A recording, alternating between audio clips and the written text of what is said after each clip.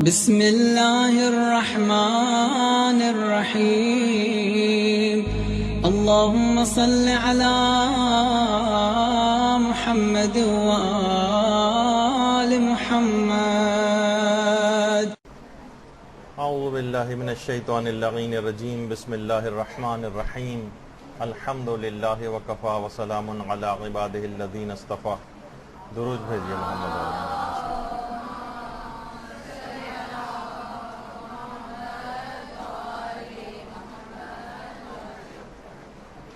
ماہ رمضان میں جو تقوی حاصل ہوتا ہے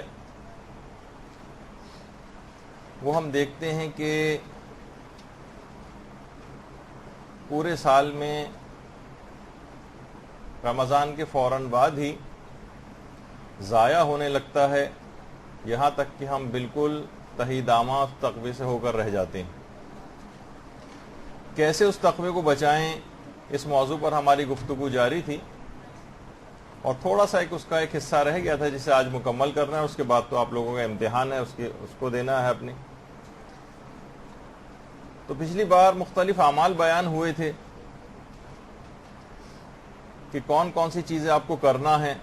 علی الخصوص آج کل کے دور میں جس طریقے سے ظالم محبان اہل بیت کے پیچھے لگے ہوئے ہیں، اس کے حوالے سے بھی آپ لوگوں کو اعمال بتائے گئے تھے، اور یقیناً آپ لوگوں نے کرنا شروع کر دیے ہوں گے جبھی کچھ بہتری حالات کے اندر محسوس ہو رہی ہے۔ اور بہت سے علماء یہ بات بھی کہتے ہیں، شاید کہ کچھ روایات میں بھی یہ بات آئی ہے، کہ بعض اوقات کسی ایک شخص کی دعا بھی پوری قوم اور ملت کے لیے کافی ہو جاتی۔ تو ہر شخص اپنی ذمہ داری اس لحاظ سے محسوس کرے دعا کرنے کے حوالے سے، نہ جانے کس کی دعا پروردگار عالم قبول کر لے، اور ان مصیبتوں کے سائے جو منڈلا رہے ہیں یہ کم ہو جائیں، بلکہ مکمل طور پر ختم ہو جائیں شیعت پر سے۔ تو اتنے سارے اعمال بیان ہو رہے ہوتے ہیں تو لوگ فوراً دماغ میں آتا ہے کہ بھئی یہ کون اتنے سارے اعمال کو کرے گا۔ تو دیکھیے، اہم بات یہ ہے کہ ہم لوگوں نے رمضان کو اور عام جو ایک طور طریقہ ایک مومن کا بن کر رہ گیا ہے، وہ یہ ہے کہ ایک عیش پرستی اور آرام پرستی ہم کو چاہیے، حتیٰ کہ رمضان میں بھی۔ دیکھیے، رمضان صرف سوتے رہنے اور افطاری کے انتظار کا نام نہیں، جیسے کہ عام طور پر سمجھا جاتا ہے کہ بس انسان جلد سے جلد اپنے گھر آئے اور اس کے بعد آ کر سو جائے، افطار کا انتظار کرتا رہے، پھر افطار کے بعد اوور ایٹنگ کر کے انڈا غفیل ہو کر جو ہے پڑا رہے اپنے بستر پہ اور غنودہ رہے۔ یہ اسلام اس کو پسند نہیں کرتا۔ رمضان بہت کچھ کمانے کا، بہت زیادہ اس میں محنت آپ کو کرنا ہے، کہ صرف اور صرف آرام اور عیش پرستی کا مہینہ نہیں۔ دیکھیں، عیش پرستی سے مراد کیا ہوتی ہے؟ کہ انسان لذتوں میں، آرام اور آسائش میں اس کا ایسا دل دادہ ہو جائے کہ اس کے حصول کے لیے اپنی تمام توانائیوں کو خرچ کر دے، اور پھر اس کے بعد نیکیوں کو انجام دینے کا اس کے پاس وقت نہ رہے، یا اپنی انفرادی اور اجتماعی ذمہ داریوں کی ادائیگی کے لیے نہ تو اس کے پاس پیسہ رہے، نہ اس کے پاس وقت رہے، اور نہ ہی طاقت اور توانائی رہے۔ اس کو عیش پرستی کہا جاتا ہے۔ آپ نے اپنا سب کچھ تو جھونک دیا عیش پرستی کے اندر، سہولیات کے حصول کے اندر۔ اب آپ کے پاس، ورنہ کوئی شخص یہ کہہ سکتا ہے کہ بھائی کیا یہ سب چیزیں حاصل کرنا حرام ہے کیا؟ ہم کہیں گے حرام نہیں، لیکن اصل میں انسان جب سہل پسند، عیش پرست ہو جاتا ہے تو اپنی تمام توانائیوں کا حصول، تمام پیسہ، تمام ہمتیں، تمام طاقتیں اسی کے اوپر لگا دیتا ہے۔ اب نیکیاں کرنے کا یا تو اس کے پاس وقت نہیں بچتا، یا پیسہ نہیں بچتا، یا طاقت و توانائی نہیں بچتی۔ اس کے معنی ہے کہ آپ نے عیش پرستی کے اندر اپنے آپ کو لگا دیا۔ دیکھیے، پیغمبر اسلام کے کتنے صحابی تھے، ہمارے ختم مرتبت صلی اللہ علیہ وآلہ وسلم۔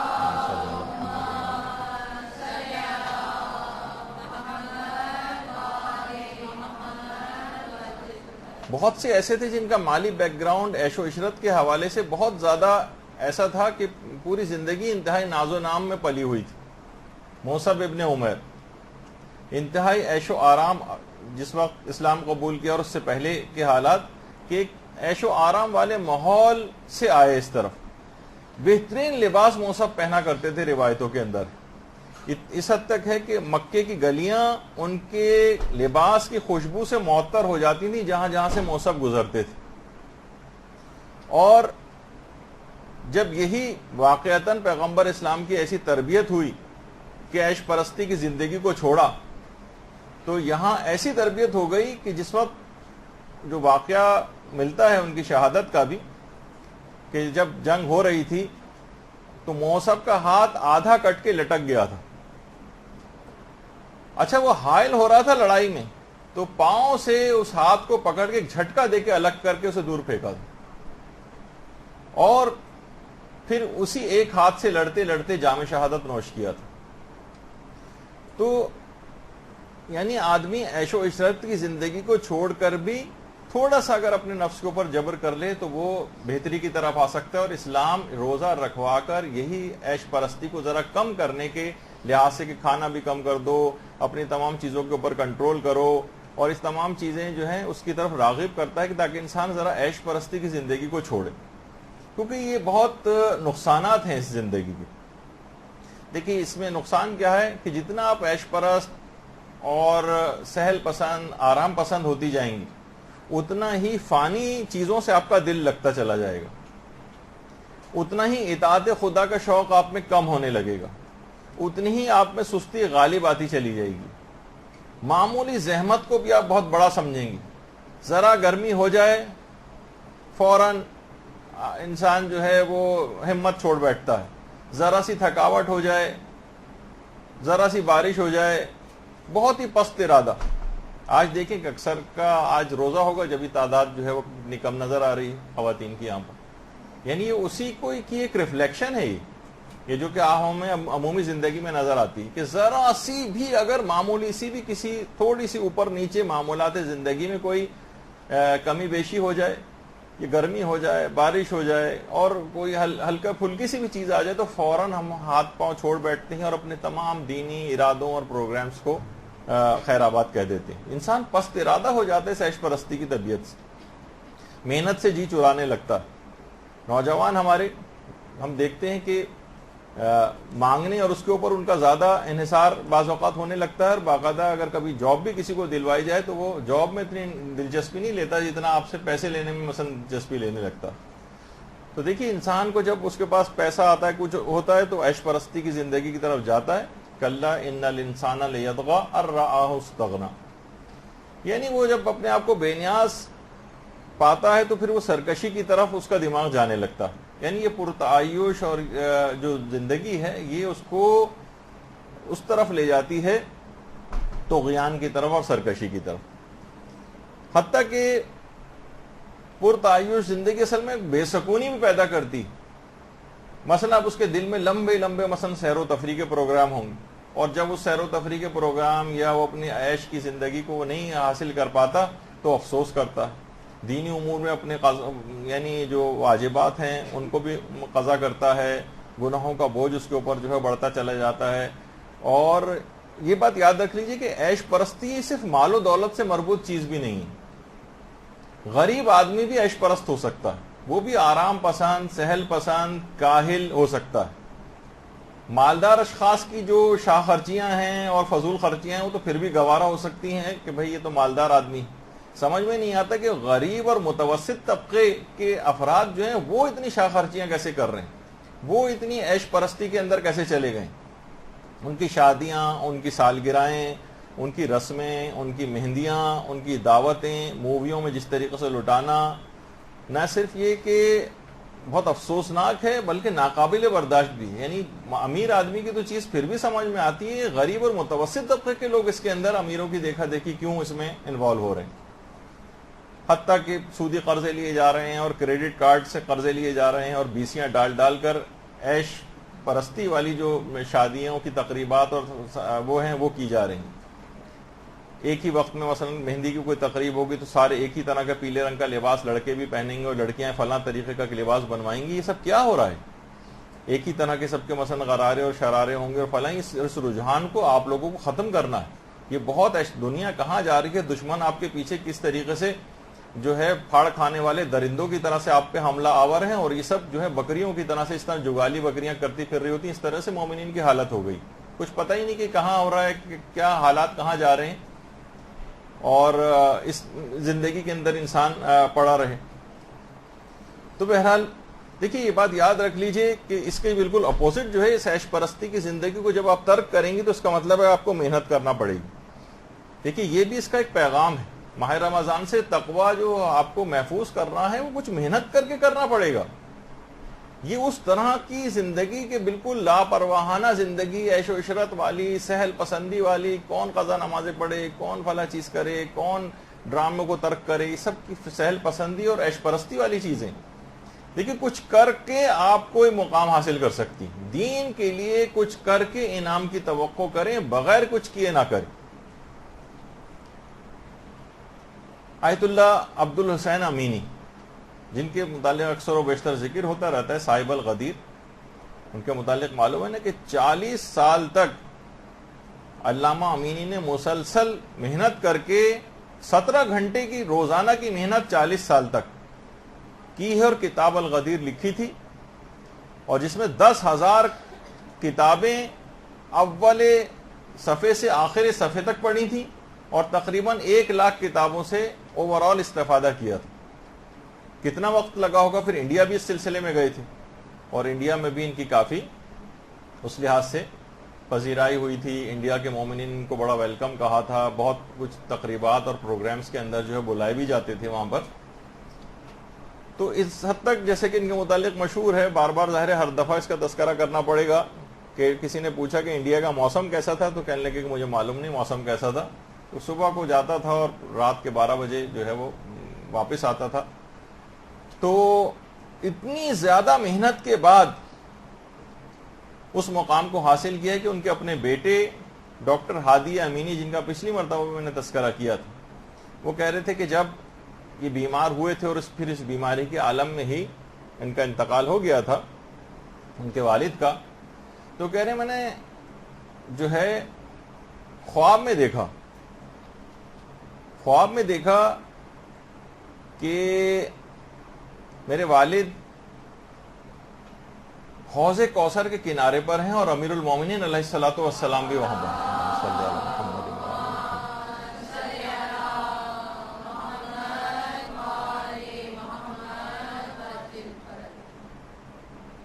وہ آ رہے ہیں، لوگ آ رہے ہیں ان کے پاس.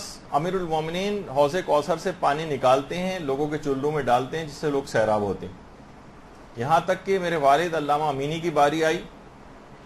انہوں نے مولا نے اپنے ہاتھ سے حوض کوثر کا شیریں پانی علامہ امینی کو پلایا اور اس کے بعد ایک جملہ کہا، بیض اللہ وجہک کما بیضت وجہی.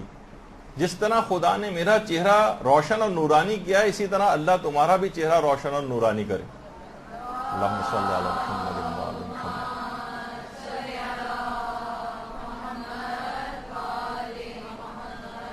دیکھیے کوئی مقام کو حاصل کرنے کے لیے کوئی کام کرنا پڑتا ہے، کوئی خدمت کرنی پڑتی ہے، دین کے اندر اپنا حصہ ڈالنا پڑتا ہے.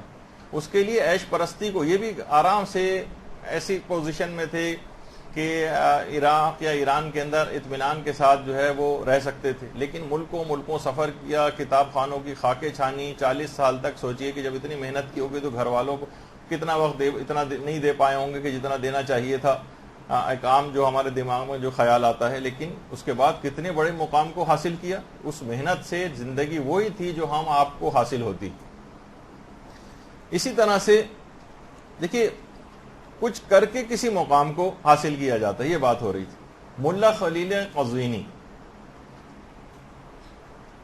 یہ فرماتے تھے، ہمارے عالم تھے، یعنی ضبط نفس اور گناہوں سے اس قدر ملکہ پیدا ہو گیا تھا دوری کا کہ بہت سی پھر چیزوں کا صدور ان سے ہونے لگتا ہے، بہت سی کرامتوں کا ظہور ہونے لگتا ہے.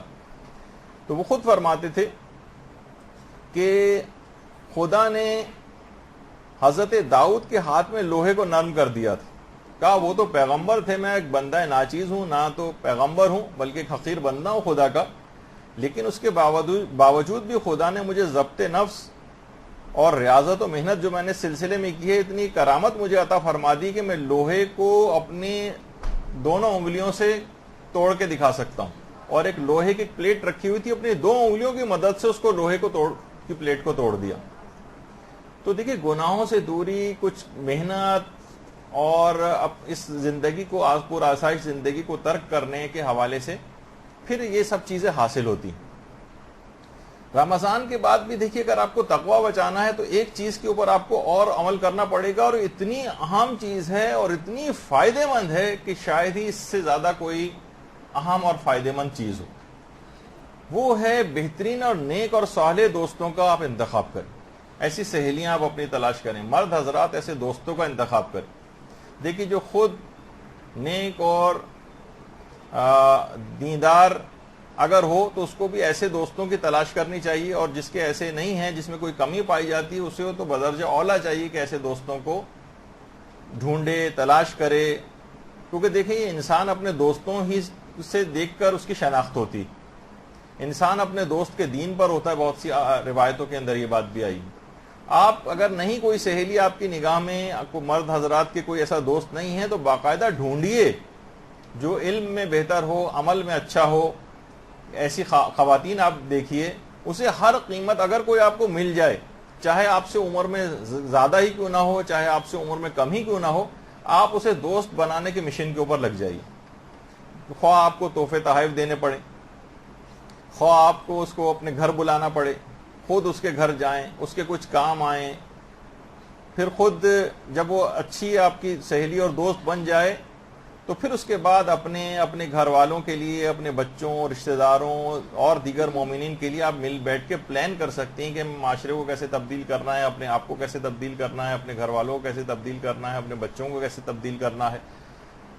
اور یہ تمام چیزیں ایسی ہیں کہ یہ مرد حضرات ہیں جیسے باقاعدہ ایسے علماء کی مجالست بہت ضروری ہے کہ یہ علماء کے پاس جائیں, علماء کو اپنے گھر بلائیں, ان کی دعوت کریں, گھر میں بیٹھ کے ڈسکشن ان سے کریں. یہ تمام چیزیں یعنی اتنا زیادہ آپ کے اندر فرق ڈالے گی یہ چیز بنسبت اس کے کہ آپ گھر پہ انفرادی اعمال کریں, دعائیں پڑھنی ہیں, نمازیں پڑھنی ہیں, انفرادی اعمال. لیکن دوست آپ کی کچھ نہ کچھ ایسی گڑبڑ ہیں یا عام دنیا دار ہیں, چلیں اتنی گناہ گار نہیں ہیں لیکن دنیا دار ہیں, آپ سے بیٹھتی ہیں تو فقط دنیا کی باتیں, کپڑوں کی باتیں, زیور کی باتیں. مرد ہے تو صرف سیاست کی باتیں, ادھر ادھر کی باتیں کر کے چلے جاتے ہیں, اور آپس میں دین کے لحاظ سے بات نہیں کرتے, تعلیمات کے حوالے سے بات نہیں کرتے, اپنے آپ کو تزکیہ نفس کے حوالے سے بات نہیں کرتے. تو یہ سب لوگ بیکار ہیں, ان سے دوستی کو فائدہ نہیں بلکہ نقصان. تو دیکھیں کردار سازی کے حوالے سے مردوں کے لحاظ سے بھی کہ ان کے علماء کے پاس جائیں, بیٹھیں. یہاں پر بھی ہوتا ہے, ہمارے مولانا غلام علی وزیری صاحب اکثر ان کا درس نہیں بھی ہوتا تو یہاں پر آ جاتے ہیں, اور یہاں پر اکثر گھنٹوں بیٹھے رہتے ہیں, اور اپنی معرفت کی باتیں, اپنے ذاتی تجربات, علماء مجتہدین نجف کے واقعات ادھر ادھر سناتے ہیں کہ ماحول ایک بنتا ہے اور اس کا پھر اثر ہوتا ہے. تو مجالست جو ہے وہ کافی ضروری ہے. تو کہا جاتا ہے نا کہ دیکھیے اگر مشک بیچنے والے کے پاس, خوشبو بیچنے والے کے پاس انسان اگر بیٹھے تو یا دو ہی صورتیں, یا تو خوشبو کو خرید لے گا یا کم سے کم اس کے پاس سے ضرور خوشبو آنے لگے گی اتنی دیر جو وہاں پر اس کی دکان پر جا کر بیٹھا. کہا جاتا ہے نا کہ یک زمانہ صحبت با اولیاء بہتر از 100 سالہ طاعت بے ریا. یعنی کسی بھی اچھے شخص کے پاس جو ہے وہ اس کی صحبت میں وقت گزارنا 100 سال کی ایسی عبادت سے بہتر ہے کہ جس میں ریاکاری کا نام و نشان نہ ہو. اس سے بھی کہیں زیادہ بہتر ہے تھوڑا سا وقت اس کے ساتھ لگانا. دیکھیے عام طور پر اگر کوئی شخص ڈاکٹر بنتا ہے تو کیا گھر پہ کوئی کتابیں ڈاکٹری کی پڑھ کے بن سکتا ہے؟ نہیں. اس کو ان اپنے جیسوں کے ساتھ, ان میڈیکل کے افراد کے ساتھ, ان طالب علموں کے ساتھ 5-6 سال گزارنا پڑتے ہیں, ان کے ساتھ رہنا پڑتا ہے کہ ان کے ساتھ رہ کر اتنا کچھ پڑھ لے, اور پھر اس کے بعد اس کو ڈگری دی جاتی ہے. پھر فوراً ہی وہ علاج کے قابل نہیں ہوتا, بلکہ علاج کرنے کے, بلکہ پھر وہ ہاؤس جاب اس کو کیا جاتا ہے. سینئر ڈاکٹرز کی مصاحبت اور مجالست اس کے ساتھ کروائی جاتی ہے کہ ان کے ساتھ رہ کر سیکھے. کیوں آخر کہا جاتا ہے کہ مساجد کے اندر نماز پڑھنے کا ثواب بہت زیادہ ہے؟ کیوں کہا جاتا ہے؟ کیونکہ وہاں پر نیک لوگ وہاں پر آتے ہیں, نیک لوگوں کی مصاحبت وہاں پر ہوتی. تو دیکھیے پہلے ہوتا تھا خاندانوں کے اندر بھی جو ہے وہ بزرگ ہوتے تھے, حکمت آمیز باتیں کرتے تھے, لوگ ان کے پاس جا کر ٹھہرتے تھے. اب بزرگ اس سے خالی ہو گئے ہیں, روحانیت بھی ان کے پاس نہیں ہے, معلومات دینے کے حوالے سے بھی کچھ نہیں ہے, بلکہ بچے ہی ان کو سکھانے کی پوزیشن میں آ گئے. بزرگ اکثر بے تربیت نظر آتے ہیں گھروں میں, بے عمل ہیں, بے علم بھی ہیں. تو دیکھیے اگر انسان کی صحبت صحیح نہیں ہوگی، مثلا آپ کی سہیلیاں اچھی نہیں ہیں یا دنیا دار طرح کی ہیں، مرد حضرات ہیں ان کے بھی دوست اب اسی طرح کے ہیں، تو دیکھیے وہ کہا جاتا ہے نا کہ اگر آپ چور کے ساتھ رہیں گے تو خواب چوری نہ کریں تب بھی کچھ نہ کچھ ہیرا پھیری کرنے ہی لگیں گے. جھوٹے کے ساتھ رہ کے اگر آپ جھوٹ نہیں بھی بولیں گے بالفرض، اول تو ہونے کا بہت امکان ہے جھوٹا، لیکن نہیں بھی اگر ہوں گے تو کم سے کم مبالغہ اور اس طرح کی چیزیں کرنے کے آپ عادی ہو جائیں گے. نیک افراد کے ساتھ رہنے کے بہت زیادہ فائدے ہیں. آپ کسی بھی قیمت پر آپ اپنی ایسی سہیلیاں جو ہے کوشش کر کے ڈھونڈ کر بنائیں، پھر ان کے ساتھ اسی سلسلے میں تزکیہ نفس کے حوالے سے بات کریں، ان کے ساتھ مسلسل اٹیچ رہیں. کوئی آپ کے اندر کوئی کمی بھی ہوگی تو اس کی مدد سے دور ہوگی، اس کے اندر کوئی کمی ہوگی آپ کی مدد سے دور ہوگی، دونوں ایک دوسرے کی غلطیوں کو بھی پوائنٹ آؤٹ کریں گے، اصلاح کریں گے. حتیٰ کہ جو مصلح اور بہترین دوست ہوتے ہیں وہ اپنے رشتہ دار، اپنے جو دوست ہوتے ہیں، دوستوں کے رشتہ دار، ان کے بچے، ان کے متعلق بھی خیر خواہی کا جذبہ رکھتے ہیں کہ ان کا بھی کوئی عمل غلط نہ ہو، ان کے ساتھ بھی یہ نہ ہو، اس کو امر بالمعروف کریں گے، نہیں یہ طریقہ کار صحیح نہیں ہے، آپ یوں کر لیجئے وہ کر لیجئے. تو بہت فرق پڑتا ہے. تو ماہ رمضان سے حاصل شدہ تقویٰ کسی اچھے نیک اور بہترین دوست کے ساتھ مسلسل اگر انسان رہے یا چند ایسے دوست بنا لے، ایک گروپ آپ خواتین کا ایسا بنا لیں، ایک دوسرے کو بلائیں، ایسے پروگرام رکھیں، گھروں پہ میٹنگ رکھیں، کچھ تو آگے خدا کے لیے آگے بڑھیں. ورنہ وہیں پر کولو کے بیل کی طرح سے جو ہے بس وہی مخصوص رٹے رٹائے کچھ اعمال آپ انجام دیں گے، اس کے بعد پھر وہی پرانی زندگی پہ لوٹ جائیں گی. جیسے میں نے پچھلی دفعہ کہا تھا 100 سال بھی اگر رمضان کے اسی طرح سے آ کر گزر جائیں تو کوئی رتی برابر تبدیلی واقع نہیں ہوگی. تو کچھ نہ کچھ تو کرنا پڑے گا. دیکھیے کیوں دیندار افراد سے شادی کرنے کا حکم ہے کہ دیندار کوئی شخص ہو یا کوئی دیندار عورت ہو، ان کا ہر وقت کا ساتھ ہوتا ہے. نیک صحبت جو ہے وہ ضروری ہوتی ہے کہ کسی نیک انسان کے ساتھ رہے تو ایک دوسرے کی کمیاں دور ہوتی ہیں اور ایک دوسرے کے نقائص کے اوپر جو ہے وہ اس لحاظ سے نگاہ ہوتی ہے. یہی وجہ ہے کہ ہمارے چوتھے امام زین العابدین علیہ الصلوۃ والسلام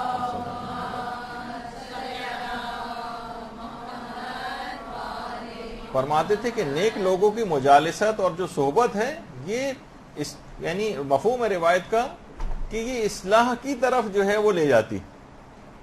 انسان اس کی اپنی بھی اصلاح ہو جاتی، ان کے ساتھ رہ کے عمل کے اندر بہت تبدیلی اس کے واقع ہو جاتی. اور بہت سے افراد جو اس طرح کے نیک افراد ہوتے ہیں بہت زیادہ ان کے ساتھ رہنا بھی ضروری نہیں ہوتا. بعض کا اتنا زیادہ طبیعتوں میں نفوذ ہوتا ہے کہ بہت کم مدت میں بھی وہ دوسروں کو تبدیل کر سکتے ہیں.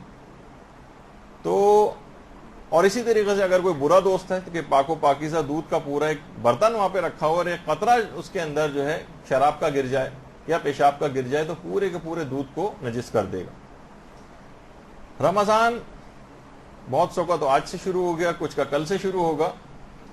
دیکھیے رمضان کے شروع ہونے سے پہلے یہ ہے کہ انسان لوگوں کے حقوق واپس کرے. یہ ایک بہت اہم بات ہے. کچھ خصوصیت کے ساتھ کچھ چیزوں کی آپ کو عادت ڈالنی. لوگ چیزیں لے کے رکھ لیتے ہیں، قرضے واپس نہیں کرتے ہیں، لوگوں کے حقوق آپ کے ذمے پر ہوتے ہیں. یہ بات یاد رکھ لیجئے کہ آیت اللہ علی آقا قاضی فرماتے تھے کہ کسی شخص کا ایک حق بھی اگر آپ کی گردن پر ہے تو وہ روحانیت کے ایک باب کو بند کر دے گا.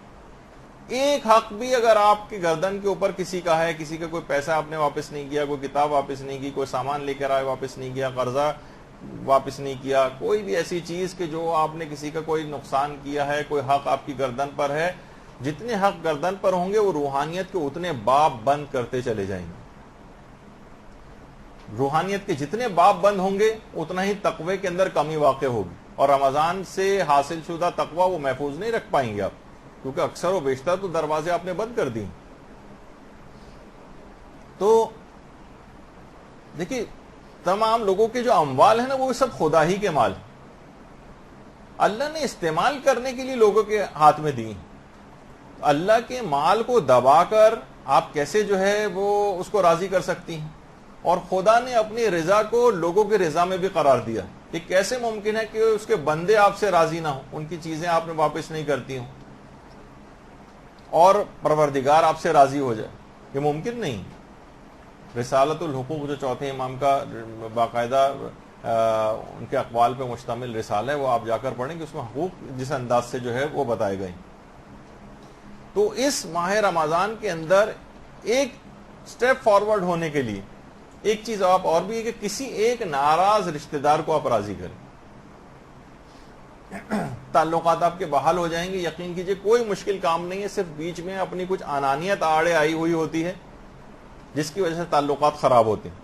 صرف ایک یا دو فون کال پر آپ کے تعلقات بہتر ہو جائیں گے. ایک کھانے کی یا افطار کی دعوت سے تعلقات بہتر ہو جائیں گے. ایک معمولی سے تحفے پر بھی آپ کے حالات بہتر ہو جائیں گے. اتنی معمولی سی انویسٹمنٹ کر کے.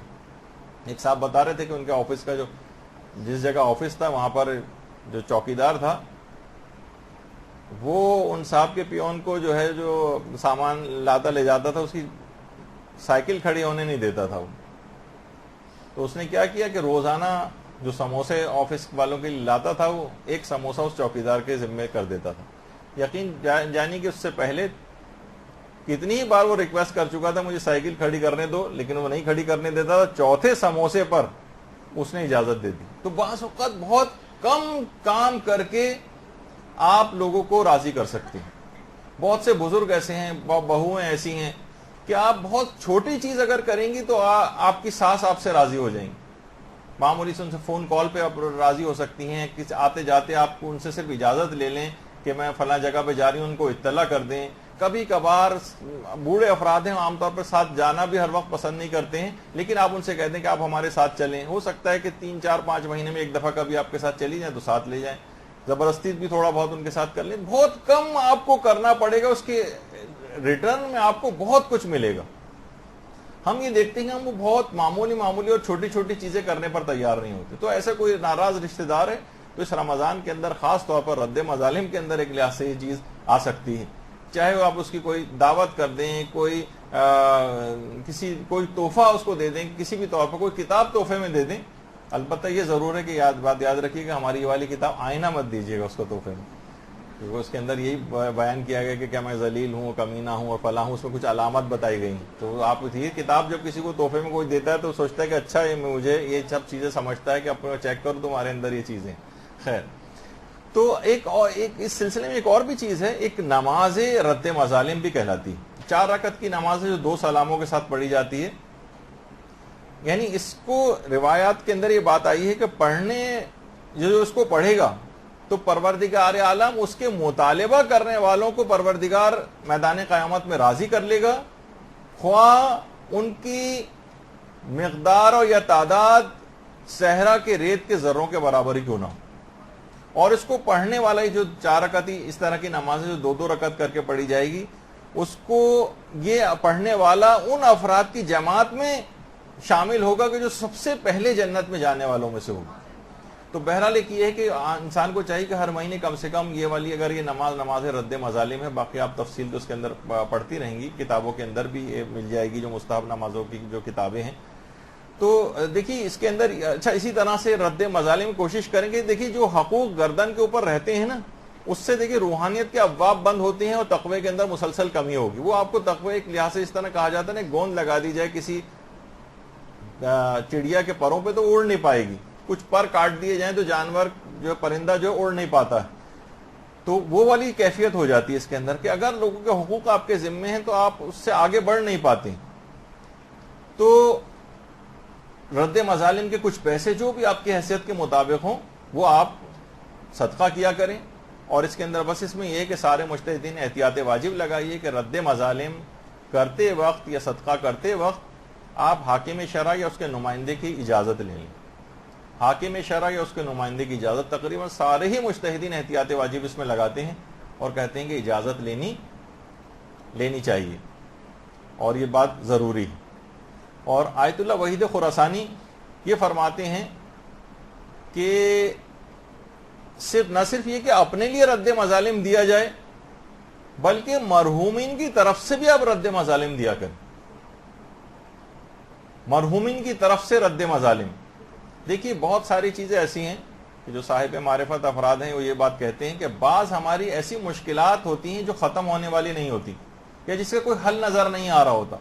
تو یہ بات یاد رکھ لیجئے کہ ہمارے کچھ مرحوم آبا و اجداد ہو سکتا ہے کہ ان کے کچھ اعمال ایسے ہوں جن کے اثرات نسلوں کے اندر نمودار ہوتے ہیں.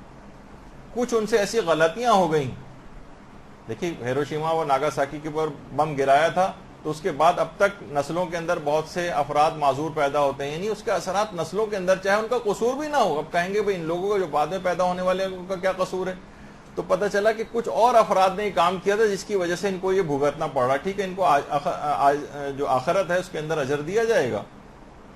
تو کچھ ایسی مشکلات ہوتی ہیں جس سے ہم نکل نہیں پا رہے ہوتے، بار بار کچھ ختم نہیں ہو رہی ہوتی مصیبتیں. تو کچھ آبا و اجداد کی کچھ ایسی غلطیاں آپ ان کی طرف سے بھی صدقہ دیا کریں، آپ ان کی طرف سے بھی رد مظالم نکالا کریں تاکہ ان کا وہ گناہ معاف ہو جائے اور آپ تک پہنچنے والے اس کے جو آثار ہیں تکالیف کے وہ بھی ختم ہو سکیں. یہ بہت اہم بات ہے کہ جس کو دماغ کے اندر رکھنا چاہیے. تو یہاں تک علماء فرماتے ہیں کہ جس کی طرف لوگوں کا عام طور پر دماغ نہیں جاتا کہ رد مظالم کی اپنی جائیداد میں سے 1/3 حصے میں سے وصیت بھی کر کے جائیں رد مظالم میں کچھ دینے کی. انسان کو اپنی جائیداد میں سے 1/3 کا اختیار ہوتا ہے کہ وہ کسی بھی کام میں وصیت اس کی کر سکتا ہے. اپنی زندگی میں تو جتنا چاہے خرچ کر سکتا ہے، لیکن اگر آپ وصیت لکھ کے جا رہی ہیں تو 1/3 میں سے آپ یہ وصیت کر کے جائیں کہ اتنا پیسہ رد مظالم میں نکالا جائے. یہ بہت اہم ہے. اور یہ بھی دماغ میں بات رہنی چاہیے کہ ابھی جو اس سے پہلے ذکر کیا تھا کہ حاکم شرع کی اجازت ضروری ہوتی، تو اب آپ کہیں گے کہ بہت سے رد مظالم تو ہم بغیر ان کی اجازت کے دے چکے ہیں. تو آپ اب بھی ان دیے گئے رد مظالم کی اجازت لے سکتی ہیں کہ میں نے جو آپ کسی بھی مجتہد کے وکیل کے پاس جائیے اور اس سے کہیے کہ ہم نے جو اس سے پہلے رد مظالم دیے ہیں اس طرح سے بغیر آپ کی اجازت کی، اس کی اب اجازت دے دیں. تو اب آپ اجازت لے کے اس پچھلے دیے گئے رد مظالم کو ٹھیک کر سکتی ہیں. اچھا، دوسری بات ہے کہ غریب ہی کو دینا ہوتا ہے رد مظالم. اس میں مختلف پروجیکٹس ہیں، مسجد میں، مدرسے میں، اور اس طرح کی چیزوں کے اندر نہیں دے سکتے، غریبی کے ہاتھ میں جانا چاہیے. اور سید کو بھی رد مظالم دیا جا سکتا ہے، غیر سید کو بھی رد مظالم دے سکتا ہے. تو اس حد تک ہے یہ رد مظالم کا معاملہ کہ آیت اللہ سید دستغیب شیرازی، ان کی پوری کتاب مظالم کے اوپر، آپ ضرور لے کے اس کو پڑھیں. کتاب تو نہیں، ان کی تقاریر کا مجموعہ ہے مظالم. کہ انسان بہت سی چیزیں آپ سوچ بھی نہیں سکتے کہ یہ آپ دوسروں کے اوپر ظلم کر دیتی ہیں اور ان سب کے اثرات ہوتے ہیں آپ کی زندگی پر، اور اسی کے اعتبار سے تقویٰ کم ہوتا ہے. جتنے حقوق لوگوں کے گردن پہ ہوں گے اتنا ہی روحانیت کے ابواب بند ہوں گے، اتنا ہی تقوی کے اندر کمی ہوگی. اب تو رمضان اور یہ سب کچھ بھی آپ نیکی حاصل کرتی جا رہی ہیں لیکن روحانی طور پر بڑھ نہیں پائیں گے آگے. تو ان ذرائع سے کہ ان تمام لوگوں کے حقوق بھی اتاریے اپنی گردن سے تاکہ وہ روحانیت کے جو ابواب بند ہیں وہ آپ کے لیے کھل جائیں. اور یہ بھی کہا کہ روایتوں میں آیا، دستغیب نے بھی لکھا کہ جتنے مظالم بڑھیں گے پل صراط کی تاریکی اتنی بڑھتی چلی جائے گی. اور پھر ایک موقع ایسا آئے گا کہ پل صراط انتہائی بال سے زیادہ باریک اور تلوار کی دھار سے بھی زیادہ تیز. اس کی کچھ تشریحات الگ بھی ہیں، لیکن بہرحال یہ کہ انسان کو یہ جتنے سوچیے آپ کہ جتنے مظالم بڑھیں گے اتنے پل صراط کے اوپر تاریکی بڑھتی چلی جائے گی. یہاں تک کہ سید دستغیب نے لکھا کہ کچھ روایت میں یہ بھی ہے کہ انسان اپنے پاؤں کے انگوٹھے تک کو نہیں دیکھ سکے گا، اتنی تاریکی ہوگی وہاں. تو اس جگہ، اس تاریک جگہ پر، اس جگہ پہ کیسے چلے گا؟ بہرحال اس کی کچھ تعبیرات اور بھی ہیں اس کو قطع نظر کرتے ہوئے اس سے. تو بہت ساری دیکھیے چیزیں ایسی ہیں جو امانتاً بھی آپ کے پاس ہوتی ہیں. امانت کا معاملہ بھی دیکھیے اتنا سنگین ہے کہ اس کو استعمال نہیں کر سکتے. بہت سے لوگ گھر میں رکھی ہوئی ہے، اپنے پاس حفاظت سے رکھی ہوئی، لیکن خود بھی اس کو استعمال کرنے لگتے ہیں. نہیں، نہ اس کو خراب کر سکتے ہیں امانت کو، حتیٰ کہ اس امانت کو مزید اچھا بھی نہیں کر سکتے. مثلا کسی نے کوئی کتاب آپ کو دی امانتاً کی، اپنے پاس رکھ لیں. آپ نے کہا کہ یہ ایسی لگ رہی ہے، ایسا کرتا ہوں میں اس کے اوپر جلد چڑھوا دیتا ہوں. نہیں، یہ بھی نہیں کر سکتے. یا تو اسے اس صورت میں ہو سکتا ہے کہ جب 100% مالک راضی، آپ کو پتا ہے کہ مالک راضی ہوگا اس عمل سے، تو ایک الگ بات. ورنہ اس کو نہ خراب کر سکتے ہیں نہ اچھا کر سکتے ہیں. جائز نہیں، حرام ہے آپ کے لیے. اسی طرح سے اگر کوئی امانت رکھواتا ہے تو آپ اس کے ضامن ہو جاتے ہیں. یعنی اگر آپ نے کوتاہی کی تو آپ ضامن. مثلا آپ نے کسی نے کتاب رکھوائی، آپ نے ایسی میز پہ جا کے ڈال دی، یا کسی ایسی جگہ کہ جہاں بچے آئیں گے پھاڑ دیں گے، کوئی ایسی چیز ہے کہ جو بہت آرام سے گر کے ٹوٹ سکتی ہے، آپ نے لاپرواہی میں وہاں رکھ دی، تو آپ ضامن ہیں، آپ کو اس کا ضمان دینا پڑ سکتا ہے. آپ کہیں گے بھائی میرا تو کوئی قصور نہیں. تو اسی طریقے سے مائیں ہیں، کتنے میں وہ بتا رہا ہوں کہ چیزیں ایسی ہیں کہ جو مظالم، لوگوں کے حقوق ہماری گردنوں کے اوپر آ جاتی ہیں، ہمیں احساس بھی نہیں ہوتا کہاں کہاں حق آ رہا. مثلا مائیں اپنے بچوں کو مارتی ہیں. بچوں کو مارنے کا مسئلہ کتنا زیادہ آپ کو پتا ہے کہ ٹیڑھا ہے. ولی کی اجازت وغیرہ کی ماں کو کیونکہ اجازت نہیں ہے، صرف ولی کو اجازت ہے، جو باپ یا دادا ہیں وہ بھی بچے کی مصلحت ہو تو اس طرح سے مار سکتے ہیں کہ دیت واجب نہ ہونے پائے. تو ماں جس طریقے سے مار رہی ہے اور نشانات بچے کے گال پہ اور جسم کے اوپر پڑ رہے ہیں تو یا تو معافی مانگنی پڑے گی بلوغ کے بعد، یا مثلا دیت کو ولی سے معاف کروانا پڑے گا، یا بچے بالغ ہو گئے تو ان سے معاف کروانا پڑے گا. اسی طرح سے کوئی نقصان کیا ہے کسی کا تو اس کا ہمیں زیمان ادا کرنا. یہ نہیں کہ ہاں 20 سال پہلے ہم نے فلاں کسی کا نقصان کر دیا تھا، نہیں، اب بھی آپ کی ذمہ داری کیا یا تو آپ اس کو ڈھونڈ اس تک وہ چیز پہنچائیں یا اس سے معاف کروائیں یا مثلا رد مظالم وغیرہ نکالیں. کتنی آرام سے ہوتا ہے. ہم یہ دیکھتے ہیں کہ لوگ عام طور پہ گاڑیاں چلا رہے ہوتے ہیں، کسی جگہ کوئی گاڑی کھڑی کی اسے ٹکراتے ہوئے چلے گئے، ڈینٹ ڈالتے ہوئے چلے گئے، کوئی اور اس کو نقصان پہنچاتے ہوئے چلے گئے، اس کا شیشہ ٹوٹ گیا مثلا اور تیزی سے گاڑی بھگاتے ہوئے چلے گئے، کوئی دیکھنے والا نہیں ہے. تو یہ سب چیزیں ایسی ہیں کہ ان سب چیزوں کے آپ مسئول اور ذمہ دار ہو جاتے ہیں، چھوڑ نہیں سکتے ہیں، اور اتنی سب چیزیں بڑھتی چلی جاتی ہیں پچھلی زندگی میں. جب تک آپ پورا نہیں کریں گے اسے گناہ بھی لکھے جاتا رہتا ہے کہ آپ نے اس تک حقیقی مالک تک وہ چیز کیوں نہیں پہنچائی. تو یہ تمام چیزیں ایسی ہیں کہ دیکھیے ساری باتیں جتنی بھی چیزیں ہیں، جب بھی علماء ایک جملہ بیان فرماتے ہیں کیسے آپ کو پتہ چلیں گی. ضروری ہے کہ سیرت معصومین کا مطالعہ لازمی طور پر آپ کرتی رہیں تاکہ آپ کو یہ پتہ چلتا رہے کہ کس موقع پر ہمارے ائمہ نے کیا کیا تھا، تو وہی موقع جب آپ کے سامنے آ جائے تو آپ کے سامنے ایک لاہ عمل رہے. بعض اوقات یہی ہوتا ہے نا کہ ہم نے کیونکہ مطالعہ بہت کم ہے لوگوں کا، بلکہ ہے ہی نہیں، ختم ہے. اور جب سے کمپیوٹر وغیرہ آئے ہیں تو لوگ کتابوں سے اور ہی دور ہو گئے ہیں. وہ تو اچٹتی پچٹتی غلط سلط معلومات، وہ جو اس کے اوپر جو دوسرا ان کو پیسٹ کر دیتا ہے، جو فیس بک کے اوپر ادھر ادھر لے جا کے دیکھ لیتے ہیں، سوچتے ہیں بس یہی بات صحیح ہے جو اس کے اندر کہی جا رہی. ڈس انفارمیشن اس وقت عراق کے لحاظ سے جتنی زیادہ پھیلائی جا رہی ہے، باقاعدہ پورے مشن اس کے اوپر کام کر رہے ہیں، بڑے بڑے نشریاتی ادارے بالکل غلط انفارمیشن آپ لوگوں تک پہنچا رہے ہیں، لیکن لوگ کیا ہیں، خوف زدہ اور دہشت زدہ ہو کر اس لحاظ سے بیٹھے ہوئے ہیں کہ جو وہ کہہ رہے ہیں بس اس کے اوپر ہمیں وہ کرنا ہے. تو دیکھیے بہت ساری چیزیں ایسی ہیں کہ اپنا ذاتی اور حقیقی مطالعہ اپنے سورسز سے وہ آپ حاصل کریں. یہی وجہ ہے کہ علماء فرماتے ہیں کہ کم سے کم اگر ممکن ہو سکے تو جیسے بہار الانوار ہے، اس میں اگرچہ ساری کتابیں تو نہیں، 10-11 جلدوں کا ترجمہ ہوا ہے، لیکن وہ آپ پڑھیں. اور آیت اللہ علی آقا قاضی جو فرماتے تھے وہ تو کہتے تھے کہ تاریخ اسلام کو ہر مومن کو کم سے کم پیغمبر اسلام کی ولادت سے لے کر 260 ہجری تک کم سے کم ضرور مطالعہ کرنا چاہیے. آپ سیرت معصومین ہیں ان کی کتابیں وغیرہ خریدیں. مختصر ابتدائی طور پر تو نقوش عصمت وغیرہ جو کہ نسبتاً مختصر بھی ہے وہ آپ لے کے علامہ ذیشان اظہر جوادی کی پڑھنا شروع کریں تو بہت ساری چیزوں کو آپ سے واقفیت ہوگی. ان کی سیرت، پھر احسن المقال ہے اور اس طرح کی اور کتابیں ہیں اور بہار ہے، یہ آپ اپنا مطالعہ بڑھیں گے تو آپ جب سیرت کا مطالعہ کریں گے تو آپ کو پتہ چلے گا کہ مثلا رشتہ دار گھر پہ لڑنے کے لیے آ جائے تو چوتھے امام کا کیا طریقہ کار تھا، آپ کو یاد آ جائے گا. فلاں موقع پر امام نے کیا کیا تھا، فلاں موقع پہ کسی نے کوئی تکلیف پہنچائی تھی تو امام نے کیا کیا تھا. ہر موقع کے لیے آپ کو امام کا وہ واقعہ سیرت کا پہلو یاد آ جائے گا اور آپ اس کو کریکشن کر لیں گے. یہ بہت اہم بات ہے. اسی طریقے سے روزانہ آپ کی ذمہ داریوں میں سے ایک ہے کہ کم سے کم 10 فقہی مسئلے تو علی الخصوص اس رمضان سے ہی آپ اس کی عادت ڈالیں. آپ کی ایک سائڈ ٹیبل ہونی چاہیے، جسے میں نے پہلے بھی کہا تھا، ایک چھوٹا ایک ٹیبل لیمپ وہاں پر ہونا چاہیے تاکہ دیگر لوگوں کی نیند ڈسٹرب نہ ہو. اور آپ سونے سے پہلے لازمی وہاں پر چند ایک کتابیں، ایک چھوٹا قرآن کہ آپ ایک صفحہ اس کا پڑھ لیں، 5-7 منٹ میں وہ صفحہ پڑھ لیا جائے گا. توضیح المسائل یا اس طرح کی کوئی اور کتاب مسائل کی وہ آپ اٹھا کر پڑھ لیں کہ روزانہ 10 اگر مسئلے بھی سونے سے پہلے پڑھ لیں گے کتنی 5 منٹ کے اندر پڑھے جائیں گے 10 مسئلے. تو اتنا بھی انسان اگر اتنا سہل پسند اور عیش پرست ہو جائے کہ وہ روزانہ کی اپنی اس طرح کی معلومات بھی حاصل نہ کر سکے تو پھر پوری زندگی جہالت کے ساتھ گزارے گا اور آخرت میں جب جائے گا تو اسے پتہ چلے گا کہ میں کتنا مجھے نقصان ہو گیا.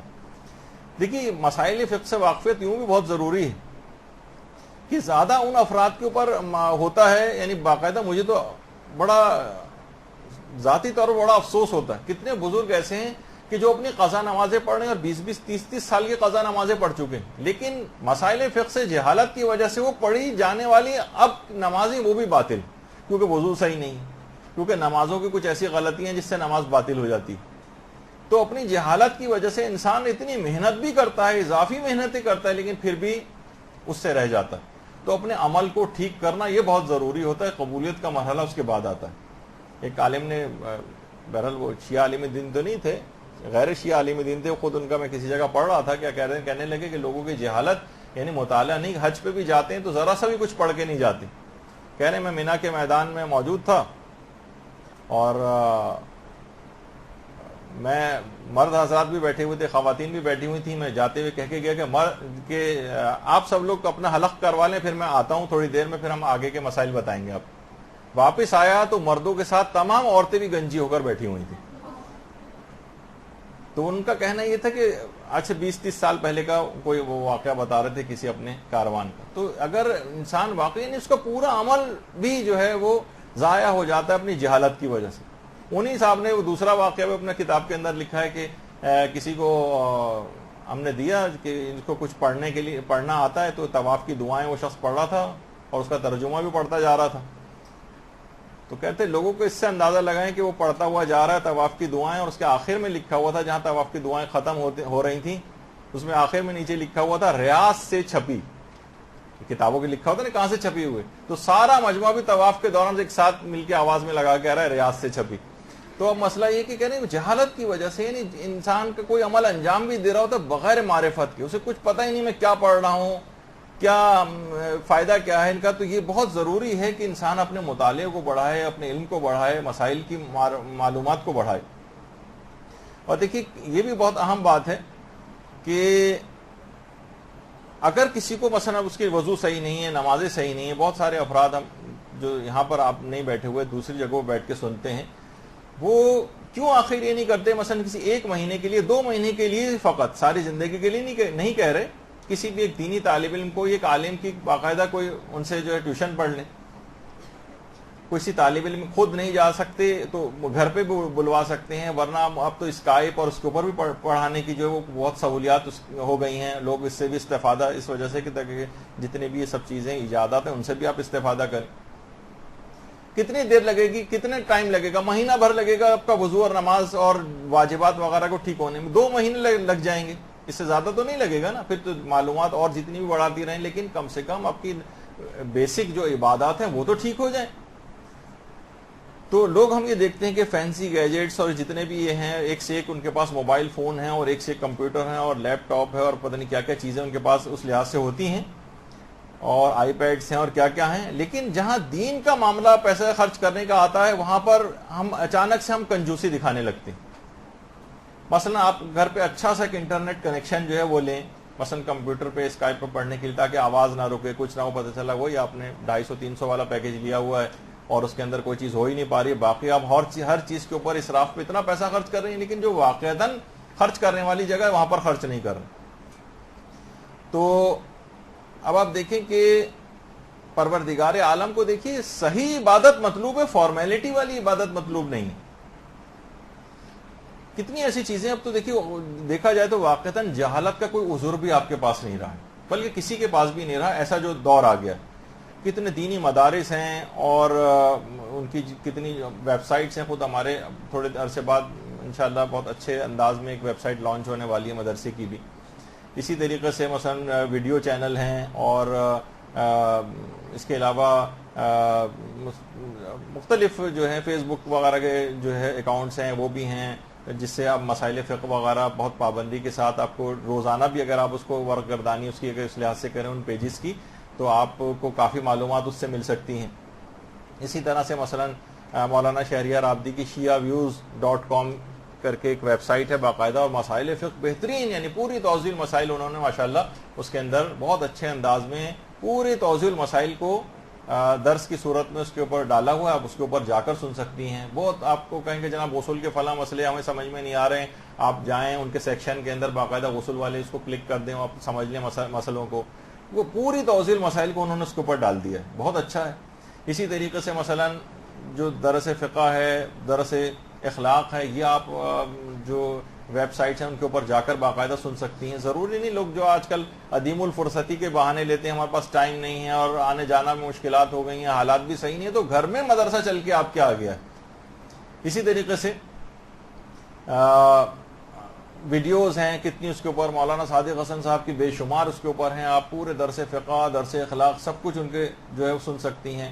صادقحسن.com کے نام سے ان کے انآفیشیل پیج بھی, جس کے اوپر سارے ان کے دروس جو ہیں وہ موجود ہیں. کتنے اچھے اچھے اور دینی مدرسے ایسے ہیں جن کے اپنے پیج آپ باقاعدہ تحقیق کریں, نکالیں, ان کو ایڈ کریں, ان کے اوپر گاہے بگاہے جا کر دیکھیں.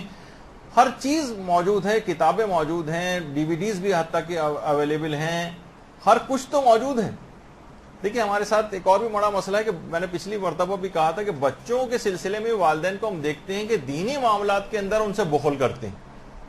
پتہ نہیں میکڈونلڈ اور KFC اور کیا وہ ہزاروں روپے مہینے کے ان کے اوپر خرچ کرتے ہیں، لیکن جہاں اس کو کوئی اس طرح کی کوئی چیز آئے، کوئی کتابیں لینی ہو، کوئی DVDs لینی ہو، کوئی اسٹیشنری، اس میں کبھی بھی بخل نہ کریں. ان کو بہترین سے بہترین چیز، بلکہ ٹیچر بھی اگر کوئی ان کے اوپر آپ لگوا رہے ہیں دینی تعلیم کے لیے، تو چاہے زیادہ پیسے خرچ کرنا پڑے اس کے لیے کوالٹی والا ٹیچر لگوائیں. ٹھیک ہے، مارکیٹ میں تو بہت سارے افراد ہیں نا جو بالکل ابتدائی دینی طالب علم ہیں، وہ بھی ہیں، اور جو ان سے اچھی کوالٹی جو علم کے اعتبار سے بڑھ گئے ہیں. اب ظاہر ہے کہ جو آدمی جس کا اسٹیٹس ہوتا ہے، آپ کو اس کے مطابق جو اس کو ایک حق محنت جو ہے وہ دینا پڑے گا کہ آپ کے اوپر اتنا وقت جو ہے آپ کے بچے کے اوپر وہ لگا رہا ہے. تو اس معاملے میں دیکھیے بالکل بھی بخل نہ کریں، یہ دین کا معاملہ ہے کیونکہ. اور جب یہ روایتوں کے اندر بھی کہ اپنے کانوں کو واضح و نصیحت اور تعلیمات اہل بیت سے انسان آراستہ رکھے، باقاعدہ اپنے کانوں کو مسلسل اس کے اندر، کیونکہ نفس دیکھیے آپ کے بہکانے کے لیے آپ کے پیچھے لگا ہوا ہے، شیطان آپ کے پیچھے لگا ہوا ہے، بری عادتیں جو بار بار گناہ کرنے کی وجہ سے راسخ ہو گئی ہمارے اندر وہ ہوا ہے. تو اس میں یہ تو نہیں ہوتا نا جیسے اور بیماریاں ہوتی ہیں، بلڈ پریشر کسی کو ہو گیا تو کیا ممکن ہے کہ صرف فقط ایک گولی صرف جو ہے وہ کھائے اور اس کا جو ہے وہ بلڈ پریشر ٹھیک ہو جائے؟ تو ایسا نہیں ہوتا. مولا بھی اپنے صحابی سے کہا کرتے تھے کہ مجھے کچھ واضح و نصیحت کرو. وہ پریشان ہو جاتا تھا، وہ حیران ہو جاتا تھا کہ مقام جاتا تھا، لیکن یعنی دماغ میں یہی بات اس کو کہی جاتی تھی کہ بھائی جو بات یعنی واضح و نصیحت کو سننے میں ہے، یعنی جو اسلام نے حکم دیا کسی یعنی خاص مصلحت کی وجہ سے دیا ہے کہ سننے سے بڑا اثر ہوتا ہے. آغا علی پناہ اشتہار جی جو الٹے ہاتھ پہ جو ہیں، ان کا درس اخلاق قوم میں بڑا مشہور تھا. یہ اس حد تک ہوتا تھا کہ یہ بیٹھتے تھے ممبر پہ آ کے اور رونا شروع کر دیتے، حتیٰ کہ بعض اوقات پورا درس ہی روتے روتے ختم ہو جاتا تھا. یعنی بہت فرق پڑتا ہے درس اخلاق وغیرہ کے اندر جانے سے. اور کچھ علماء باقاعدہ یہ بات فرماتے ہیں کہ درس اخلاق، ایسے درس اخلاق بھی ہوا کرتے تھے کہ لوگ اپنے حال پر اس طرح سے دہاڑے مار مار کر روتے تھے جیسے کوئی جوان کی میت سامنے رکھی ہوئی اور کوئی جو ہے ماں اس کے اوپر، کوئی بوڑھی ماں اس کے اوپر جو ہے وہ رو رہی. اپنے حال کے اوپر ان درس اخلاق کو سن کر لوگوں کی ایسی حالت ہو جایا کرتی تھی. اور افسوس اب یہ ہوتا ہے کہ ہماری آنکھ سے ایک آنسو کبھی اپنی حالت زار اپنے گناہوں کو یاد کر کے نہیں نکلتا. دیکھیے کتنے ہمارے علماء ایسے ہیں کہ آیت اللہ سبزواری، سید عبدالعلی سبزواری، ان کے متعلق ملتا ہے کہ بہت سارے خود فرماتے تھے کہ مکاشفات عرفانیہ کے دوران توفیق الہی کے طفیل ایک دفعہ میں نے کربلا کے مناظر میں سے ایک منظر کا مشاہدہ کیا تھا، اور اس کے بعد سے پھر خود وہ کہتے تھے کہ جب بھی وہ منظر میری نگاہوں میں آتا ہے تو میں کانپ جاتا ہوں اور بے اختیار دہاڑے مار مار کے رونے لگتے تھے. یہاں تک کہ آیت اللہ سید عبدالعلی سبزواری اس وجہ سے بھی اور گناہوں کو یاد کر کے واضح و نصیحت کی باتوں کو سن کر رو رو کے آنکھیں ضائع ہو گئیں، بینائی کھو بیٹھے تھے اپنی. تو دیکھیے یہ سب چیزیں اس انداز سے ہوتی ہیں کہ لیکن ہم ہیں کہ ہم عیش پرستی اور یہ سب چیزوں کے اندر جو ہے وہ لگے ہوئے ہیں. تو یہی بات ابھی ہو رہی تھی کہ گھر میں دینداری کے فروغ کے لیے آپ کو چاہیے کہ اگر کسی شخص کے لیے ممکن ہو تو مال کو خرچ کرے. دیکھیے اگر ہم واقعتاً دیکھیں تو پچھلی مرتبہ بھی بات آئی تھی کہ بچوں کے لحاظ سے اسکولوں کی کتنی فیسیں ان کی ہوتی ہیں، اور اس کے علاوہ کالج یونیورسٹی وغیرہ کی کتنی فیسیں ہیں، اور کتابوں کی کتنی ہیں، اور ٹیوشنز کی کتنی ہیں، اور لانا لے جانا، اور پیٹرول اور ڈرائیور اور وقت اور اپنی نیندیں خراب کرنا، مائیں کس طرح سے اٹھتی ہیں، تیار ہوتی ہیں، ناشتے بناتی ہیں، کتنا پیسہ اس کے اندر پورا انوالو اور محنتیں انوالو ہوتی ہیں. لیکن اخلاقی اور روحانی اور دینی تربیت کے لیے والدین کتنی محنت کرتے ہیں آپ یہ بتائیے، اور یا کتنا پیسہ خرچ کرتے ہیں اس کے مقابلے میں. ہم یہ نہیں کہہ رہے کہ جتنا پیسہ اس پہ خرچ کرتے ہیں اتنا اس پہ بھی کریں، لیکن اگر کر بھی دیں تو کوئی ایسی بات نہیں کہ آپ کوالٹی والے ان کے لیے ٹیچرز رکھوائیں. آپ ظاہر ہے 500 روپے مہینہ پڑھانے، اور جو گھر پہ ہر مہینے آپ کے آ رہا ہے 1000 روپے آپ اس کو دے رہے ہیں، تو وہ کیا کوالٹی والی آپ کو تعلیم جو ہے اس لحاظ سے دے گا. جن افراد کے لیے ممکن ہے پیسے کو خرچ کرنا، وہ ان جگہوں ان چیزوں کے اوپر باقاعدہ کوالٹی ایجوکیشن دین کی بھی دلوائیں ان کو، چاہے اس کے لیے کچھ مال ہی کیوں نہ خرچ کرنا پڑے. اور اس لحاظ سے اخلاقیات کے دروس دیکھیے بہت ضروری. قانون کی کتاب پڑھنے سے کوئی بھی شخص قانون کے اوپر عمل پیرا ہونے کا جذبہ اس کو نہیں ہوتا، لیکن درس اخلاق ایسے ہیں کہ واقعتاً یعنی اگر کچھ کوشش کریں کہ یا تو درس اخلاق اپنے گھر میں آپ منعقد کریں، گھر میں نہیں کر سکتے یا مومنین آپس میں ایک دوسرے کے دن مقرر کرنے کی، کبھی کسی کے گھر ہو کبھی کسی کے گھر ہو، یہ ہو سکے، یا کسی قریبی مسجد میں کوئی ایسا انتظام کریں، یا اگر کسی اور کے یہاں ہو رہا ہے تو اپنے گھر والوں کو ان جگہوں کے اوپر لے کر جائیں، جس حد تک بھی ممکن ہو ان گھر والوں کو سنوائیں، اس سلسلے میں کوئی نہ کوئی کام ضرور کریں، ورنہ گھر والے بھی کبھی ٹھیک ہو کر نہیں دیں گے۔ مسلسل ایک اس بیماری کی دوا کی طرح سے کہ بلڈ پریشر یا شوگر کا جو مرض اگر کسی کو ہو جاتا ہے تو وہ مسلسل اس کو دوا روزانہ کی بنیاد پر کھانی ہوتی ہے، تو واعظ و نصیحت بھی روزانہ کی آپ کی نیڈ ہے۔ تقوی پرہیزگاری جو رمضان سے حاصل ہوگی یہ اسی وقت محفوظ رہ سکے گی کہ جب باقاعدہ آپ پورے سال اس طرح سے اپنے آپ کو واعظ و نصیحت کو سننے پہ لگا کے رکھیں گے۔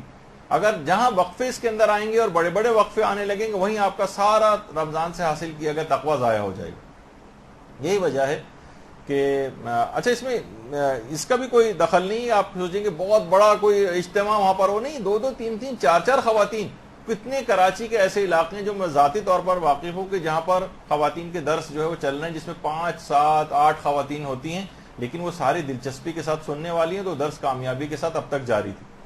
تو بہرحال اس لحاظ سے اگر آپ دیکھیں تو یہ آپ اپنے گروپ بنا لیں 5 کا 7 کا، اور گھر کے اندر چھوٹے چھوٹے صرف چائے پلا دیں، کوئی سموسہ رکھ دیں، کوئی اس طرح کی چیز ہو کہ بسکٹ وغیرہ، اس کے ساتھ خاطر تواضع، گھر میں ایک برکت بھی رہے گی، لوگ تبدیل بھی ہوں گے، اور خود بخود تمام برکات آپ کو حاصل رہیں گے، اور پورے سال تقوی بھی محفوظ رہے گا۔ دیکھیے ابتدا سے ہم دیکھتے ہیں کہ مولانا صادق حسن صاحب قبلہ کتنا ان کا اس وجہ سے بھی تذکرہ آتا ہے کہ جب بالکل دروس کا رواج بھی نہیں تھا تب سے درس دینے شروع کر دیے تھے، یہاں تک کہ مجھے خود یاد پڑتا ہے کہ ہم لوگ نجفی لائبریری جاتے تھے، اور وہاں کھلتی بھی نہیں تھی لائبریری، اور وہاں سیڑھیوں میں بیٹھ کے آدھے 1 گھنٹے انتظار کرتے تھے۔ اس زمانے میں 3 کیسٹ سے زیادہ ملتے بھی نہیں تھے، وہ بڑی مشکل سے 3 کیسٹ سے ریلیز کرواتے تھے، سن کے لکھ کے پھر واپس کرتے تھے، پھر نئی چیزیں لے کر آتے تھے، تو بڑا ایک بہت فرق پڑتا تھا۔ یعنی آپ واقعتاً روزانہ کی بنیاد پر اگر آپ درس وغیرہ کو سننا شروع کریں، اپنے اندر بہت بڑی آپ تبدیلی جو ہے وہ محسوس کریں گے۔ مستقل مزاجی کرنی پڑے گی، اس میں کوئی جلد بازی کا مظاہرہ نہ کریں، اور نہ ہی اس میں کوئی مایوس ہونے کی کوئی ضرورت ہے، بس پابندی سے اس کو جاری رکھیں آپ۔ اور خاص بات ایک اور آپ کو اس کا خیال کرنا ہے کہ اپنے وقت کو ضائع ہونے سے ہر صورت میں آپ کو بچانا ہے۔ دیکھیے وقت وہ سرمایہ ہے کہ جس کے قدردان جو ہوتے ہیں وہ ہر میدان میں فاتح بن جاتے ہیں۔ اس کو چند کوڑیوں کے مول لٹانے والے، ٹی وی ڈراموں اور اس کے اوپر فضولیات اور لغویات کے اندر اور غیر ضروری تقریبات کے اندر ضائع کرنے والے، یہ ہر میدان میں نقصان اٹھاتے ہیں۔ کہا جاتا ہے کہ وقت کا ضیاع جو ہے وہ موت سے بھی بدتر۔ دیکھیے موت تو صرف اہل دنیا سے انسان کو کاٹتی ہے نا، جبکہ وقت کا ضیاع آپ کو آخرت کے کاموں سے کاٹ دیتا ہے، اور ہمیشہ ہمیشہ کی جو آپ کی زندگی ہے اس کے اندر خرابیاں پیدا کر دیتا ہے۔ تو ہم دیکھتے ہیں کہ چاہے عورتیں ہوں، مرد ہوں، بچے ہوں، بڑے ہوں، بوڑھے ہوں، جوان ہوں، سب وقت ضائع کر رہے ہیں، بہت زیادہ وقت ضائع کر رہے ہیں، حتیٰ کہ ہم دیکھتے ہیں کہ دیندار اور بعض صاحبان علم بھی اپنے وقت کو ضائع کرتے نظر آتے ہیں، یعنی جو اس طرف متوجہ نہیں۔ ہم لوگ دیکھ رہے ہیں مسلسل، آپ سب کو بھی نگاہ میں ہوگا کہ لوگ موبائل فونوں کے ہاتھوں کھلونا بن گئے۔ موبائل فون سے وہ نہیں کھیل رہے، موبائل فون ان سے کھیل رہا ہوتا ہے۔ جیسے اکثر ہم دیکھ رہے ہوتے ہیں کہ بہت سے لوگ کتا لے کے جا رہے ہوتے ہیں، تو یہ سمجھ میں نہیں آ رہا تھا یہ کتے کو لے کے جا رہے ہیں یا کتا ان کو کھینچ کے لے جا رہا ہے، بعض اوقات ہوتا ہے نا آپ کو نظر آ رہا ہوتا ہے۔ تو اسی طریقے سے بس ہر وقت میسیجنگ ہو رہی ہے اور ٹیکسٹنگ ہو رہی ہے، اور وقت مسلسل برف کی طرح سے پگھلتا چلا جا رہا ہے، یہ ڈرین ہو رہا ہے۔ اور جیسے کہ ابھی ہم نے کہا کہ رمضان سے سوتے رہنے اور افطاری کے انتظار کا نام نہیں۔ خواتین جو ہیں وہ آپ وہ دیکھیں کہ بے تحاشا وقت اپنے ضائع کر رہی ہیں، ٹاک شوز دیکھ رہی ہیں اور مارننگ شوز دیکھ رہی ہیں، اور خریداری اور درزی اور بیوٹی پارلر اور ڈرامے اور رسالے اور سونے پہ سہاگا کوکنگ شوز کے جو پروگرام اب آنے لگے ہیں گھنٹوں کے، وہ اس کے اندر اپنے وقت کو لگانا۔ تو دیکھیے اسلام کا حسن کہا جاتا ہے کہ لا یعنی باتوں کو وہ ترک کرے۔ جیسے آپ دیکھتی ہیں نا کہ جب کوئی تاجر ہوتا ہے، کوئی دکاندار ہوتا ہے، جب دھندے کا ٹائم ہوتا ہے اس وقت اگر کوئی دوست اس سے ملنے کے لیے آ جائے تو اس وقت وہ بات بھی نہیں کرے گا اس سے، اس وقت اس کو اٹھنا بیٹھنا اور گپے لگانا یہ اس کے لیے ناقابل برداشت ہوتا ہے، اپنا نقصان نظر آ رہا ہے، میرے دھندے کا ٹائم ہے۔ تو بھائی آپ کا بھی یہ جو دنیا کے اندر آپ کو بھیجا گیا پروردگار نے علم حاصل کرنے کے لیے، اپنی آخرت کو کمانے کے لیے، آپ کے دھندے کی جگہ ہے، یہاں پہ کیوں آپ اپنے وقت کو اس طریقے سے ضائع کر رہے ہیں؟ تو یہ آپ خاص طور پر پھر جب موقع ایک ایسا آئے گا کہ جب موت آپ کو پتہ ہے کہ اچانک آ جاتی، اگر اس لحاظ سے کتنی خواتین کتنے افراد ہیں کہ جو ہمارے درمیان میں بیٹھے ہوتے تھے اور آج نہیں. ہمارے مدرسے کی ایک طالبہ آتے کا اب دنیا میں نہیں، یہیں آپ لوگوں کے ساتھ بیٹھا کرتی تھی. آپ لوگ جب ممکن ہو تو آہستہ آہستہ اس کے لیے درس سننے کے دوران ہی آپ اس کے لیے سورہ فاتحہ بھی پڑھ دیجیے گا کہ ہم آپ کے اور ہمارے درمیان میں جو ہے موجود تھی، لیکن اب نہیں. تو کیا تیاری ہم نے اس کی ہے؟ ہر قدم بڑھتا ہوا موت کی طرف جا رہا ہے. تو اسی طرح سے کبھی اسی طرح سے کنارے پر ہمارا بھی جنازہ قبر کے قریب میں رکھا ہوگا، اس وقت ہم کو احساس ہوگا کہ ہم کتنا وقت ضائع کر کے آ گئے. تو دیکھیے جتنے بھی گناہ ہیں یہ سارے کے سارے اللہ اور آپ کے درمیان ایک دیوار کو کھڑی کر رہے ہیں. ہر گناہ دیوار کی ایک اینٹ بن جاتا ہے اور یہ حجابات بن جاتا ہے اور حائل ہو جاتا ہے. اس کے لیے ضروری ہے کہ آپ روزانہ خاص طور پر اس رمضان کے اندر بھی استغفار کریں. استغفار کی اہمیت بہت زیادہ، استغفر اللہ و اتوب الیہ باقاعدہ تسبیحات پڑھنے کے لحاظ سے بھی ہے. آیت اللہ کشمیری وہ جو مبتدی طالب علم ہیں ان کو کم سے کم کہتے تھے کہ 1001 مرتبہ تو روزانہ استغفار پڑھا کرو. بالکل ابتدائی دینی طالب علم جو کہ آپ بھی کا بھی جن میں شمار ہوتا ہے، 1000 سمجھے 10 تسبیح استغفار کی روزانہ، بلکہ 1001. وہ کہتے تھے کہ جب ایام تعطیلات ہوتی ہیں جو اور دیگر بھی مصروفیات ہوتی تھیں، تو ایام تعطیلات میں 30,000 مرتبہ استغفار روزانہ پڑھتا تھا. آیت اللہ کشمیری فرماتے 30,000 دفعہ روزانہ. اور اسی طریقے سے روزانہ دیکھیے استغفار بھی کرنا ہے اور روزانہ کی بنیاد پر علم حاصل کرنا ہے، روزانہ کی بنیاد پر.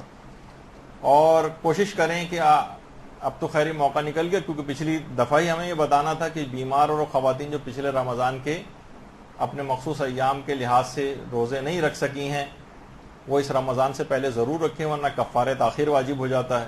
یہ پچھلی دفعہ آپ کو ہدایت دینی تھی لیکن وہ بالکل سمجھیں اب تو ٹائم ہی اس کا بہرحال گزر گیا ہے کہ روزہ رکھنے کے حوالے سے آپ، لیکن جن لوگوں کا بھی آج موجود ہوگا. اسی طرح سے ایک اور چیز ہے جو اس رمضان میں آپ کو ایک نیکی کا عادی بننا، وہ نماز شب. اب بھی عادی نہیں بنیں گی، رمضان کے مہینے میں اس کی عادی نہیں بنیں گی تو کب بنیں گی؟ وہ آپ اس کا کہ نماز شب کے عادی کیسے بنے اور اس کی جو چیزیں ہیں وہ بھی آپ کی خدمت میں درس ہو چکا ہے. تو دیکھیے شاید یہ آپ کا آخری رمضان ہو، انسان بلکہ ہر شخص اپنے رمضان کو آخری رمضان قرار دے. اس رمضان سے عہد کریں کہ اس بار سرسری انداز سے ہم اس رمضان سے نہیں گزریں گے اور تمام برکات کو کشید کریں گے اور خود کو ہم پروردگار عالم سے معاف کروا لیں گے اور سارا سال اس رمضان سے جو ہم نے تقوی کو حاصل کیا اس کی حفاظت کرتے ہوئے گزاریں گے. دیکھیے ہمیں معصومین کی ان ہدایات کے اوپر عمل کرنا ہے اور صحیح شیعہ ہونے کا ہمیں ثبوت دینا ہے. دیکھیے شیعہ ہونا کوئی جعلی ٹائٹل نہیں، جیسے کوئی 100 پاؤنڈ کا کوئی مچھر پہلوان ہو اور اس کو ہیوی ویٹ کبھی چیمپئن کا کبھی اس کو جو ہے وہ ٹائٹل نہیں دیا جا سکتا. رکشہ ڈرائیور کو آپ جو ہے جہاز کا پائلٹ نہیں قرار دے سکتے. اسی طریقے سے شیعہ کا لفظ بھی، جب بھی شہید مطہری جملہ کہا کرتے تھے کہ ہم نے اہل بیت پیغمبر کے شیعہ اور ان کے محب ہونے کو اپنی اسلامی ذمہ داریوں سے فرار کا وسیلہ بنا لیا. ہم صرف یہ ان کا نام لے کر اسلامی ذمہ داریوں سے فرار چاہتے ہیں، اس کے اوپر عمل کرنا نہیں چاہتے. اس وجہ سے فقط ان کا سوچتے ہیں نام لینے سے کام چل جائے گا. نہیں، دیکھیے جو رمضان ہے، یہ جو روزہ ہے، یہ آپ کے اخلاص کا امتحان. دیکھیے امتحان ہوتا ہے تو اس کی تیاری بھی ہوتی ہے، امتحان ہوتا ہے تو اس کا نتیجہ بھی ہوتا ہے، اس میں پاس بھی ہوتے ہیں، اس میں فیل بھی ہوتے ہیں، اس میں پوزیشنز بھی لی جاتی ہیں. امتحان ہمیشہ آگے بڑھانے کے لیے لیا جاتا ہے، پیچھے دھکیلنے کے لیے نہیں لیا جاتا. خدا نہ کرے کہ ہم ان روزے داروں میں سے ہوں جن کے متعلق امیر المومنین فرماتے ہیں، درود بھیجیے اللہم صلی علی محمد،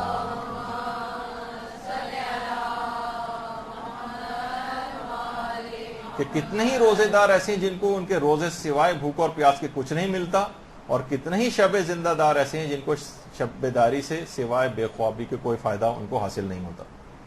تو بہرحال اب آج سے آپ کو عہد کرنا ہے کہ بہترین رمضان ہم گزاریں گے جو پچھلے تمام رمضانوں سے الگ اور جداگانہ ہوگا.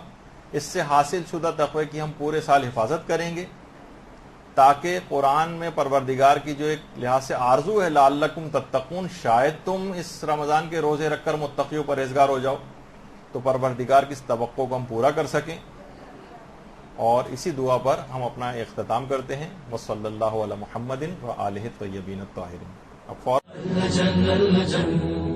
اللجل اللجل يا مولا اللجل اللجل اللجل اللجل ماستر اللجل اللجل اللجل يا صاحب السماء اللجل